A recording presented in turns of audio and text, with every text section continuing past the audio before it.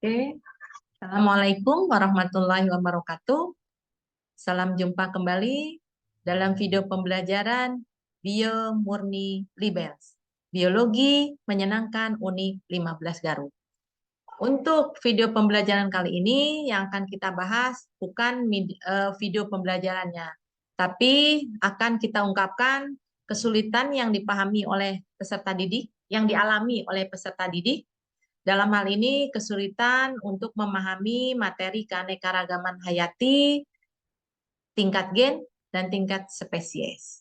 Oke, kita ungkapkan dulu untuk rumusan masalah dalam yang kita rasakan adalah yang pertama, peserta didik kelas 10 itu merasa kesulitan menentukan tingkat keanekaragaman hayati organisme bila dalam soal ataupun contoh tidak dicantumkan nama ilmiah masing-masing organisme tersebut. Sehingga mereka kesulitan. Ini contoh keanekaragaman hayati tingkat gen atau tingkat jenis. Nah, akar masalahnya adalah materi tingkat keanekaragaman hayati, tingkat gen, dan tingkat spesies itu memiliki tingkat kesulitan tersendiri bagi peserta didik dalam memahaminya. Hal ini karena kemampuan peserta didik dalam penguasaan nama-nama ilmiah makhluk hidup yang minim. Sebagai contoh, untuk nama organisme jeruk-jerukan saja yang ada di Indonesia, itu memiliki nama ilmiahnya sudah berbeda-beda. Misalkan, jeruk lemon, itu nama ilmiahnya adalah Citrus limon.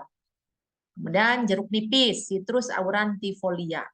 Kemudian jeruk Pontianak, Citrus nobilus. Nah, kalau sudah tahu nama ilmiahnya dan di soal dicantumkan nama ilmiahnya, peserta didik itu akan mudah untuk menentukan mana yang keanekaragaman tingkat gen, mana yang keanekaragaman tingkat jenis.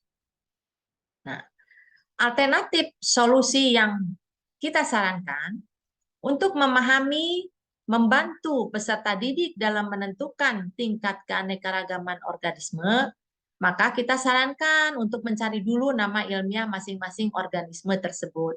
Setelah diketahui nama ilmiahnya, maka kita lihat saja kata ke satu dan keduanya. Ingat, yang diperhatikan kata ke satu dan kata keduanya. Bila kata ke satunya saja yang sama, ingat kita garis bawahi. Bila hanya kata ke satunya saja yang sama, maka berarti organisme tersebut termasuk contoh keanekaragaman hayati tingkat spesies. Misalnya di sini, jeruk lemon memiliki nama ilmiah Citrus limon. Dibandingkan dengan jeruk nipis memiliki nama ilmiah Citrus aurantifolia. Kita lihat kata pertamanya citrus untuk jeruk lemon dan jeruk nipis pun citrus sehingga sama. Sementara kata kedua sebagai penunjuk spesies limon dan aurantifolia itu berbeda. Maka kita simpulkan ini adalah keanekaragaman hayati tingkat spesies. Sedangkan bila kata ke satu dan keduanya sama, kita garis bawahi ya. Bila kata ke satu dan keduanya sama, maka termasuk contoh keanekaragaman hayatinya adalah tingkat gen. Di sini bisa kita lihat jeruk lemon variasi kuning dengan jeruk lemon variasi hijau sama-sama memiliki nama ilmiah Citrus limon dan Citrus limon. Karena kata ke satu dan keduanya sama, maka ini merupakan contoh keanekaragaman hayati tingkat gen.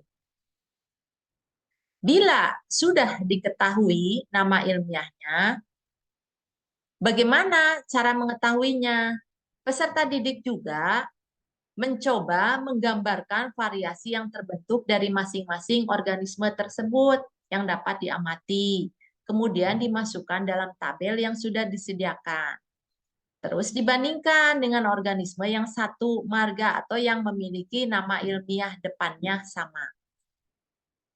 Ini contoh tabelnya, misalnya kita mau mengamati jeruk-jerukan. Peserta didik suruh mencari dulu nama ilmiah jeruk lemon apa, jeruk nipis apa, jeruk pontianak apa. Kemudian dituliskan pada tabel yang sudah disediakan. Kemudian mereka disuruh menggambarkan warna kulit jeruk lemon, jeruk nipis, jeruk pontianak, bentuknya, dan kalau ada medianya langsung, maka bisa dicicipi langsung rasa buahnya. Kemudian masukkan ke dalam tabel. Nah, variasi-variasi yang terbentuk yang dapat diamati berarti itu keanekaragaman. Tinggal kita lihat nanti dari nama ilmiahnya. Hasil pemecahan masalah yang dapat kita sampaikan bahwa setelah peserta didik menggambarkan berbagai macam organisme yang diamati, kemudian diberi latihan soal, maka peserta didik sudah mampu membedakan keanekaragaman hayati tingkat gen dan tingkat spesies. Sehingga masalah yang muncul mudah-mudahan sudah dapat teratasi. Nah, kita mengambil rujukan untuk menyelesaikan masalah ini adalah misalnya buku paket IPA kelas 10, bebas penerbitnya dari penerbit apapun dan penulisnya siapapun karena semua rujukan tentang buku paket IPA biologi pasti intinya adalah sama. Demikian permasalahan yang muncul dari selama pembelajaran tentang tingkat keanekaragaman hayati yang terjadi. Semoga pemecahan masalah dan solusi yang sudah kita sampaikan dapat menjadi referensi teman-teman guru yang lain yang memiliki kendala yang sama, di mana peserta didiknya kesulitan memahami tentang keanekaragaman hayati tingkat gen dan tingkat spesies. Semoga bermanfaat. Bio Murni Libels, biologi menyenangkan unik 15 Garut. Terima kasih, semoga kita bisa berjumpa di video-video pembelajaran selanjutnya. Wassalamualaikum warahmatullahi wabarakatuh.